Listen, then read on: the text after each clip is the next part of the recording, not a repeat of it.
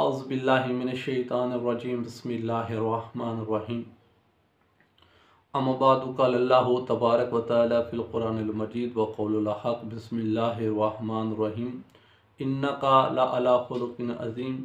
اللہ اپنی لا ریب بے عیب کتاب میں ارشاد فرما رہا ہے کہ اے میرے نبی تو اخلاق کے بلند ترین مقام پر فائز ہیں، اخلاق کے درجے پر آپ فائز ہیں۔ ہمارا نبی ہمارے لیے نمونہ عمل ہے۔ ایک جگہ اور اللہ ارشاد فرما رہا ہے قرآن مجید میں کہ اے میرا نبی میرے بندوں سے کہہ دو کہ جب تم کوئی گفتگو کرو، کوئی بات کرو تو پھر وہ اچھی انداز سے بات کریں۔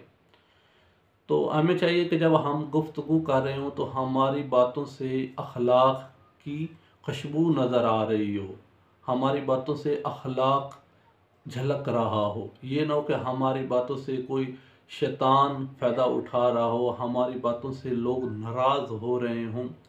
کیونکہ اللہ ارشاد قرآن مجید میں فرما رہا ہے کہ یا ایھا الذین آمنوا لما تقولون ما لا تفعلون، اے ایمان والو تم وہ بات کیوں کرتے ہو جس پر خود عمل نہیں کرتے۔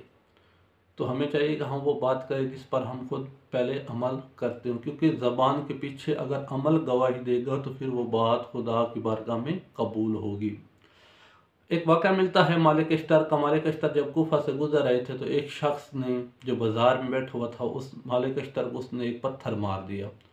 مالک اشتر نے اس کی طرف دیکھا ہی نہیں اور سیدھا مسجد کی طرف چلے گئے۔ جب اس شخص کو پتہ چلا یہ تو مالک اشتر تھا تو پھر وہ دوڑتا ہوا مالک اشتر کے پاس گیا، لیکن جب وہ گیا تو دیکھا کہ مالک اشتر 2 رکعت نوافل ادا کر رہے تھے۔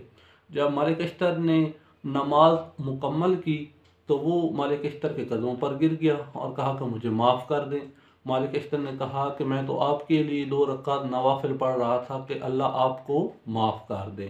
تو اخلاق اس طرح کا ہونا چاہیے، کیونکہ ہمارے لیے نبیوں کا سلطان نبی کا جو اخلاق ہے وہ نمونہ عمل ہے، اس کے بعد اہل بیت علیہ السلام کا، پھر اصحاب کا۔